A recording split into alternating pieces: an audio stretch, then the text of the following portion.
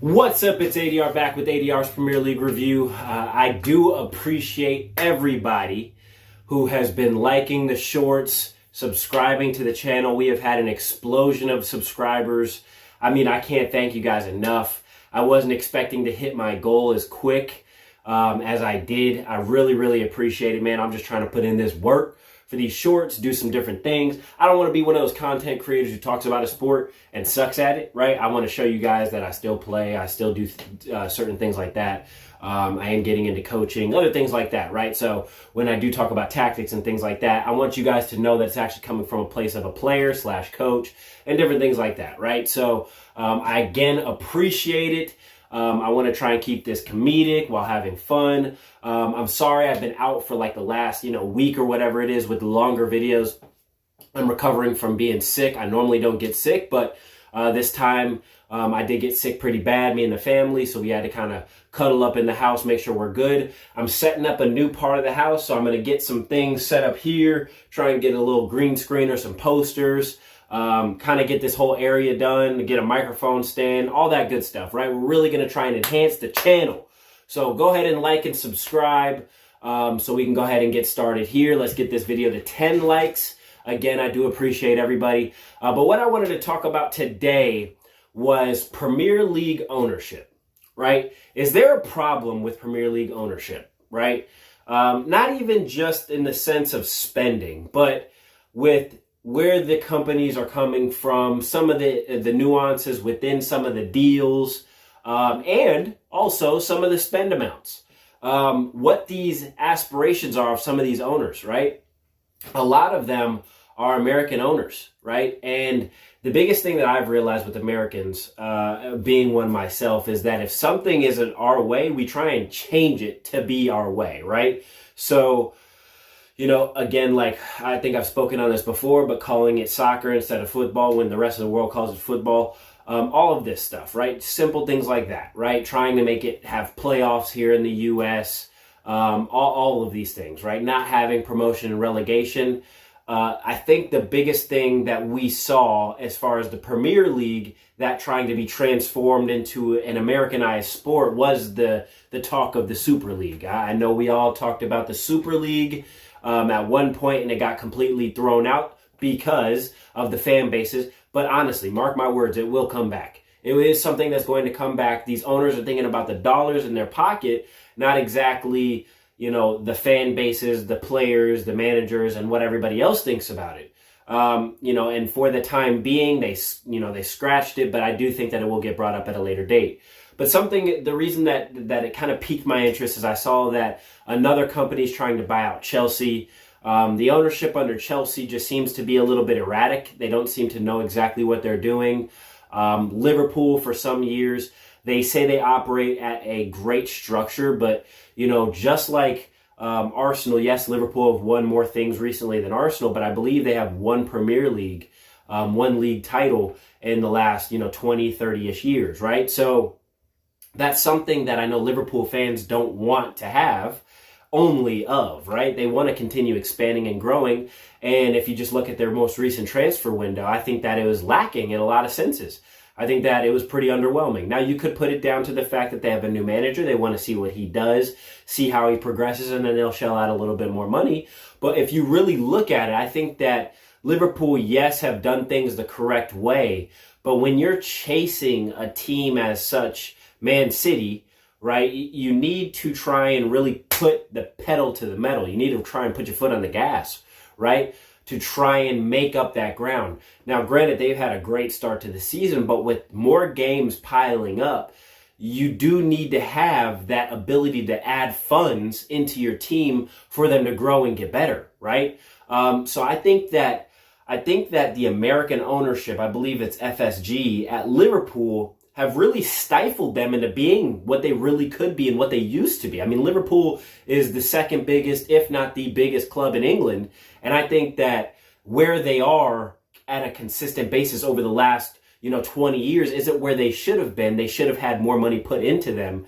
And they should really be having, 5 or 6 Premier Leagues instead of the one that they have. and maybe 2 or 3 Champions Leagues instead of the one that they have. So, I just want to hear from what you guys, Liverpool fans, let me know down in the comments what you think of your ownership.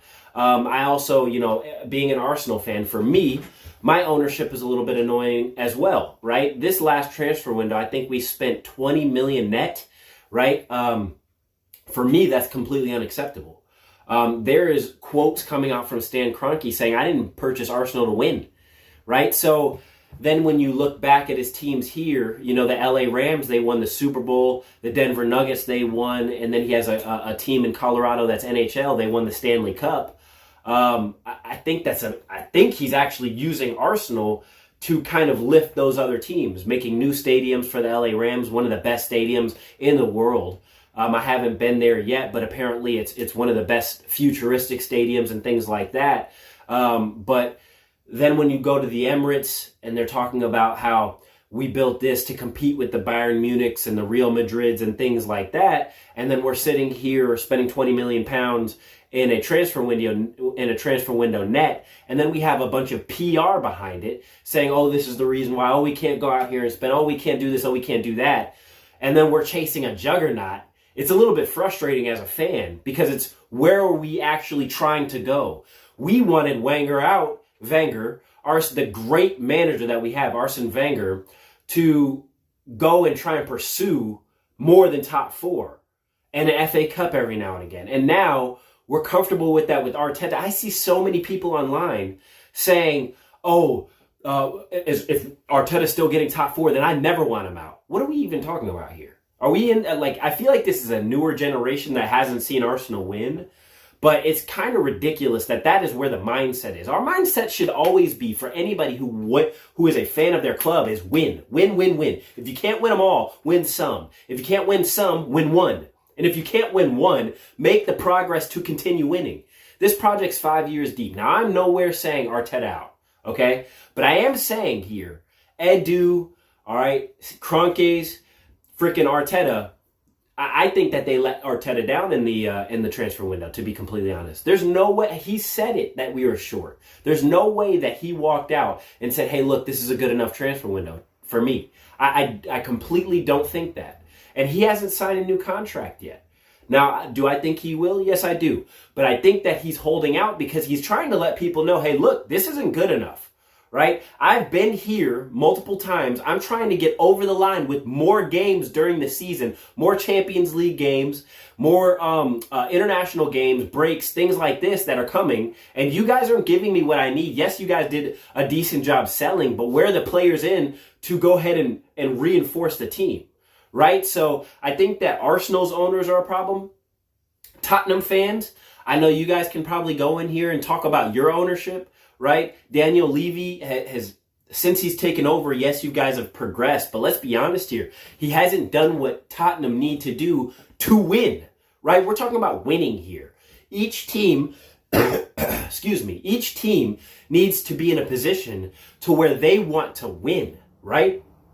It's not good enough to just say, hey, look, I want to be part of the top 4. Oh, hey, look, I want to be in the top 6 to get to Europa League. Not when you're a team that is a traditional top 4, big 6 club. You should be consistently aspiring to do more. And I just feel like too many of these owners are too stagnant, too happy with what they have, and they just aren't pushing it enough. And then us as fans are getting more ticket prices, higher online costs. Arsenal's charging for preseason games on their website. When I'm going to the team that we're playing, right? So let's just give an example, like Olympiacos. If we played against them, I'm able to go on their website and watch the game for free.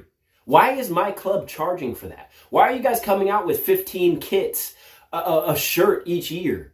Honestly, I haven't bought one because I don't like this ownership. I don't like the direction that we are in. I do not have any new, I haven't bought one since 2006. I don't have any new Arsenal gear. And it's specifically because of I don't trust what we're doing with the money. Are we just going to put it back into the sports here in America? Because I want to see Arsenal win, right? I know Tottenham, you want to see your team win. Chelsea, I understand you guys do as well. But with the ownerships, Liverpool, with the ownerships teetering and tottering too much. Manchester United, you guys got slightly new ownership, right? I think it's at a percentage basis. and you guys want things to be done a specific way, but from what I saw in the transfer window, it's very much the same. You guys are paying too much for players, putting them on higher wages. You guys were freaking out and screaming over the fact that you got Lenny Euro over Real Madrid, but you didn't really get him over it. No player's going to turn down double the money, and no team that's selling that player is going to turn down a higher transfer fee. You guys overpaid for him, right? Same with Manchester United getting our young guy, our under 16 player, Obi. I forget his name. It's Obi something, but he's a youth player. Why are you guys doubling what other teams are asking to pay? It's things like this that I know fan bases aren't particularly happy with. Let me know down in the comments if you don't care, if you say you're not an accountant, if you're one of those fans, or if you care about this stuff. For me, I kind of go 50-50 with it. I'm not an accountant, but I don't want to be stupid. I don't want my club to be dumb with the money, right? I'm not an accountant to the sense of spend more than 20 million net. Like, Tottenham, you guys got money for Harry Kane. Let's spend it wisely, right? 60 million on Richarlison isn't smart. Some of the money that you guys haven't spent, I think you guys spent 40 million on Brendan Johnson. That's not good, right? You guys could have probably spent 5 million more and gotten a better player, right? You buy cheap, you buy twice.